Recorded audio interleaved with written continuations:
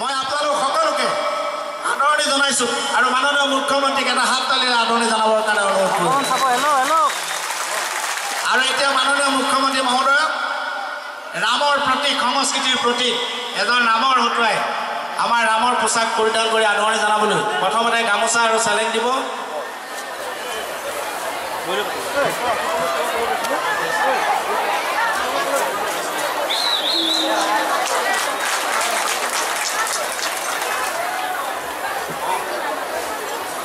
আমাৰ সভাপতি ডাঙৰীয়াই এখন চেলেঙেৰে আদৰণি জনাব।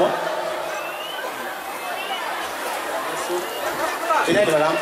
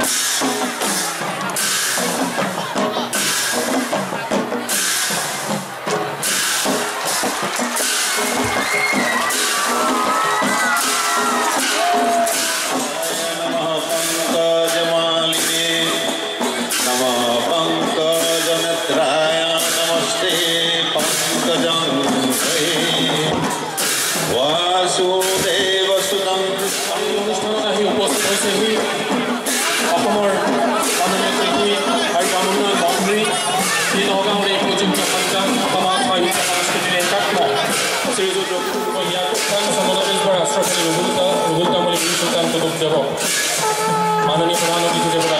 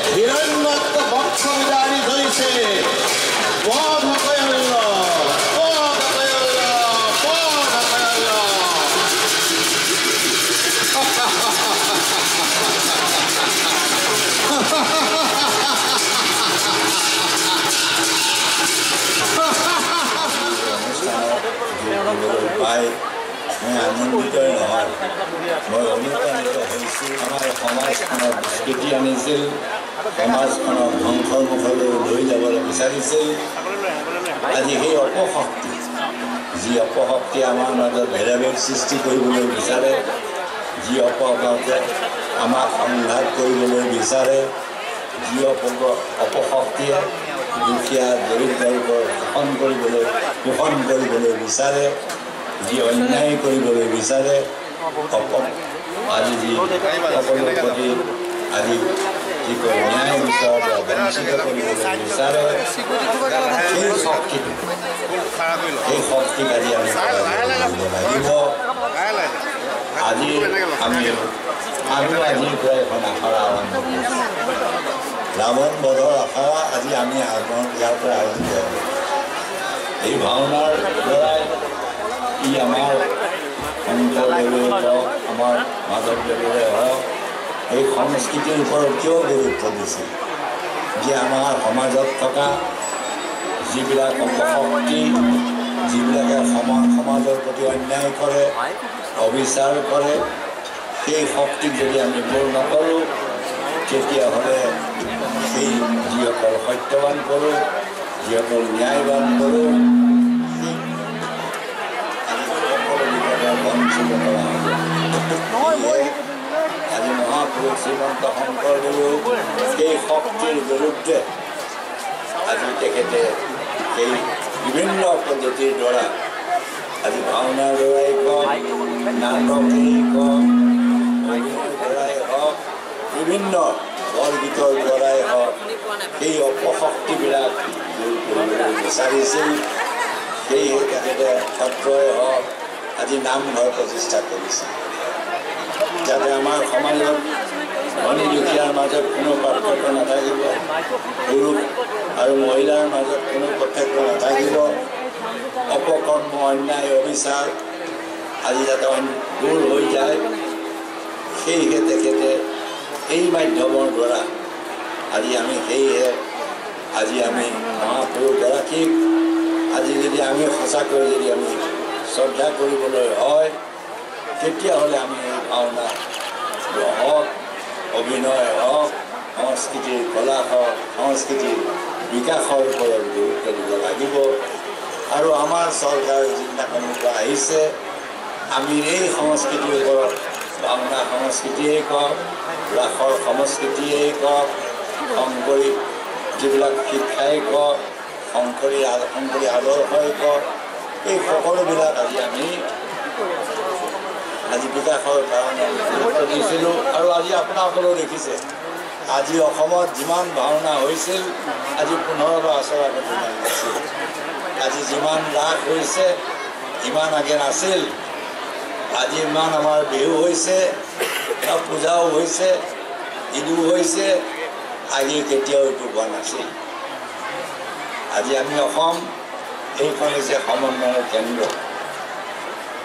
আজি বৰদোৱাৰ বাইকতা কোনে স্থাপন কৰিছিল সকলোৱে জানে, সমন্বয়। আজি আমি এই সমন্বয়ৰ সেইটো কটকটীয়া কৰিবলৈ বিচাৰিছোঁ। আজি আমি ধৰ্মৰ নামত, ভাষাৰ নামত, ধনী দুখীয়াৰ মাজত আজি দূৰত্ব আমি দূৰ কৰিবলৈ বিচাৰিছোঁ। আৰু সেয়েহে কৰিবলৈ হ'লে আমি ৰাৱণক বধ কৰিব লাগিব। সেইটোৱেই আছিল মূল মন্ত্ৰ। ঠিক তেনেকৈ আজি হিৰণ্যকশিপুৰক কেনেকৈ কৃষ্ণই অৱতাৰ হৈ ধ্বংস কৰিছিল, এই একেই উদ্দেশ্য। অপসংস্কৃতি আমি দূৰ কৰিব লাগিব। আমি এখন অসমীয়া সমাজ য'ত সকলো ধৰ্মৰ, সকলো ভাষাৰ, ধনী দুখীয়া সকলোক আমি সমান চকুৰে চাব লাগিব। যেতিয়া আমি সমান চকুৰে চাম তেতিয়াহে আমি প্ৰত্যেক সঁচা কথাটো ক'বলৈ গ'লে আমি ৰামক শ্ৰদ্ধা কৰা।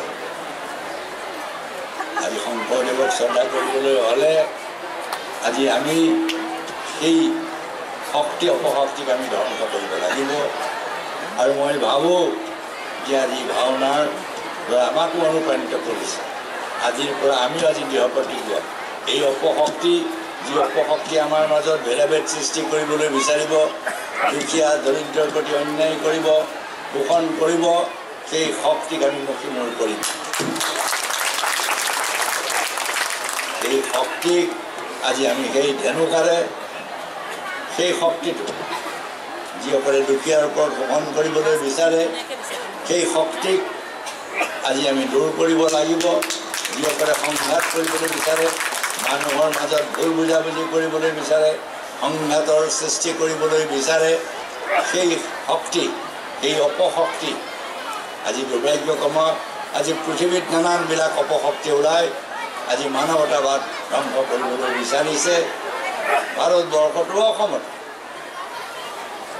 আজি যিমান আমাৰ মাজত ধৰ্মৰ নামত ভাৰভেদ চলিবলৈ বিচাৰিছে, কেতিয়াবা ভাষাৰ নামত, কেতিয়াবা জাতিৰ নামত, আমি অসমত বাস কৰা সকলো মানুহ আমি একগোট হৈ আমি অসমখন আগুৱাই নিবলৈ বিচাৰিছোঁ। ইয়াত যি ধৰ্ম নাথাকে, যি ভাষা নাথাকে, অসমীয়া হ'ব পাৰে, বেংগলী স্পিকিং হ'ব পাৰে, হিন্দী স্পিকিং হ'ব পাৰে, আমাৰ মাজত মাৰোৱাৰী ভাই ভনী সকলো আছে। সকলোখিনি হিন্দুৱে হওক, মুছলমানেই হওক, খ্ৰীষ্টিয়ানেই হওক, বুদ্ধিজেই হওক, এইখন হৈছে সমন্বয় কেন্দ্ৰ।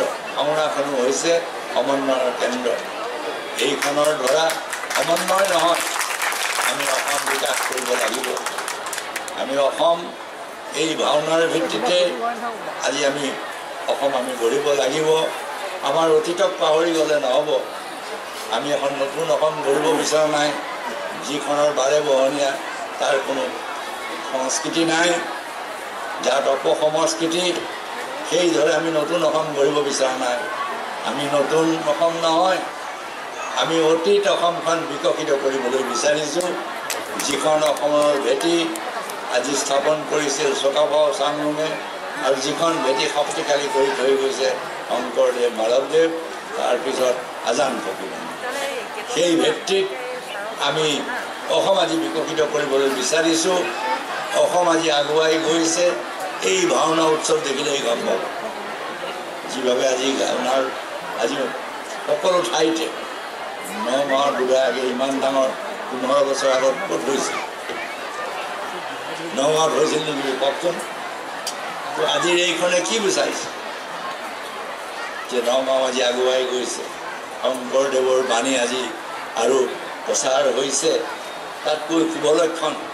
আৰু সেইটোৱে কি বুজাইছে যে আজি আমি শংকৰদেৱৰ যি বাণী, সেই শংকৰদেৱৰ বাণী আজি আমি প্ৰচাৰ কৰা, আমিও যে কিছু কিছু অৱদান কৰিব পাৰিছোঁ। আজি বহুতে মোক ক'ব বিচাৰে যে মই শংকৰদেৱৰ প্ৰতি অপমান কৰিছোঁ।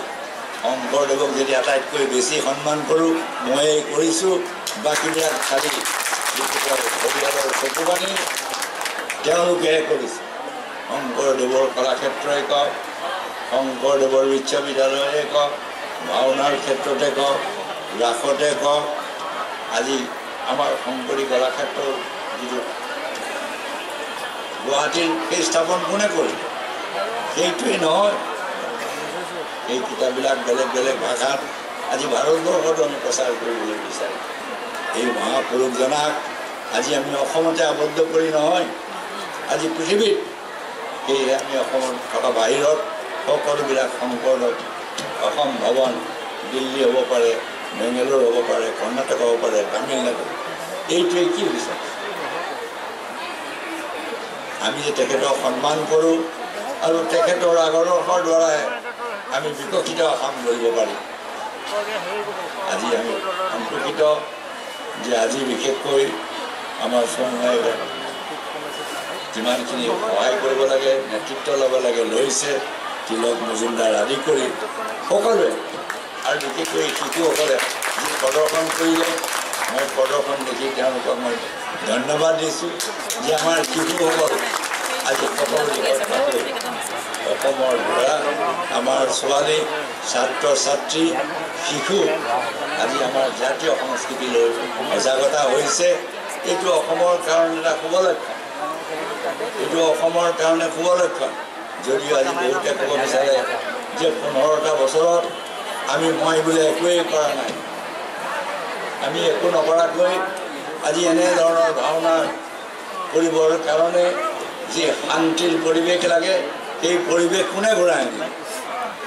আজি তাত অংশগ্ৰহণ ল'বৰ কাৰণে মানুহৰ উপাৰ্জনেই কওক, যাতায়াতৰ কথাই কওক, বেলেগ বেলেগ শিক্ষা অনুষ্ঠানৰ তাত আমাৰো কিছু অৰিহণা নাই জানো? অসমৰ ৰাইজৰ চকু আছে, অসমৰ ৰাইজে জানে শংকৰদেৱৰ মহাপুৰুষক আমি কিমান শ্ৰদ্ধা কৰোঁ। আমি শ্ৰদ্ধা কৰোঁ অন্তৰে, তেওঁলোকে শ্ৰদ্ধা কৰে মুখেৰে, এইটোৱে হ'ল পাৰ্থক্য। মই আজি আনন্দিত হৈছোঁ ৰাইজৰ সমাগম দেখি, আৰু বিশেষকৈ শিশু শিল্পীসকলে যিভাৱে আজি আগবাঢ়ি আহিছে এই শিশুসকলে এদিন নিশ্চয় আমাৰ অসমত এই অপশক্তিবিলাক তেওঁলোকে বেছি বধ কৰিব। মই শিশুৰ ওপৰত গুৰুত্ব দিছোঁ, যুৱক চামৰ ওপৰত গুৰুত্ব দিছোঁ। এই যুৱক চামে যাতে নতুন নকম নহয়, বিকশিত কাম কৰিব, যিটো ভিত্তি তাৰ শংকৰদেৱ আজি মাধৱদেৱ আজান ফকীৰৰ যি ভেটি, সেই ভেটিৰ ওপৰত আজি আমাৰ বিকশিত কাম কৰিব, যাৰ ফলত আমাৰ শিশুসকলৰ ভৱিষ্যত উজ্জ্বল হ'ব, অসমবাসীৰ উজ্জ্বল হ'ব।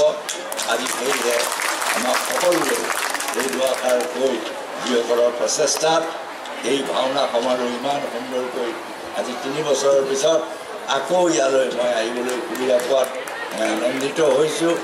মই আশা কৰোঁ এই আজি আখৰা আৰম্ভ হৈছে, এই আখৰা চলি থাকিব, যাতে অসমৰ অপশক্তি শেষ হৈ যায়, এখন সুন্দৰ সমন্বয়, এখন প্ৰগতিশীল অসম আমি গঢ়িব পাৰোঁ।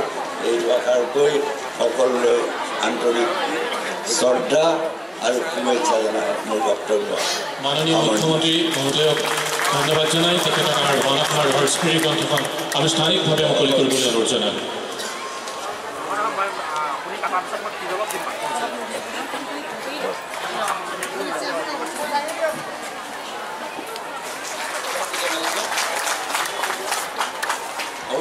নগাঁও ভাওনা সমাৰোহৰ স্মৃতি গ্ৰন্থ সূত্ৰধাৰ মাননীয় মুখ্যমন্ত্ৰী মহোদয়ে আনুষ্ঠানিকভাৱে মুকলি কৰাৰ বাবে তেখেতক ধন্যবাদ জনালোঁ।